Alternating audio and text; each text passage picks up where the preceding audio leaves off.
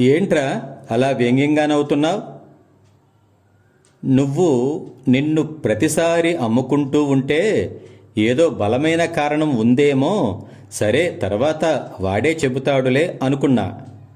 చివరకు చూస్తే నీ కుటుంబానికి ఆస్తులు కూడబెట్టడానికా? అందులో తప్పేముందిరా? నిజమే, తప్పు లేదు, పాపం ఉంది. ఏంట్రా నీ మాటలు? నేను అన్న మాటలు నీకు నచ్చలేదు కదా?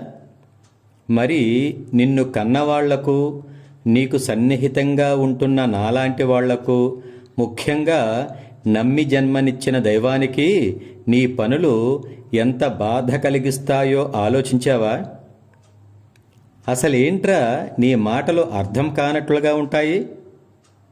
ఏం లేదురా, కొవ్వొత్తిని కొనడానికి సూర్యుణ్ణి అమ్మవద్దు అంటున్నాను. అదిగో మళ్ళీ అర్థం కాకుండా మాట్లాడుతున్నావు. ఒరే గాడిద, మానవ జన్మ ఈ భూమి మీదే అరుదైన విలువైన వస్తువురా.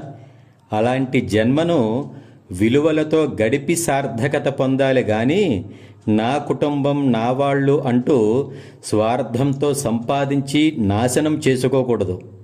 జై హింద్.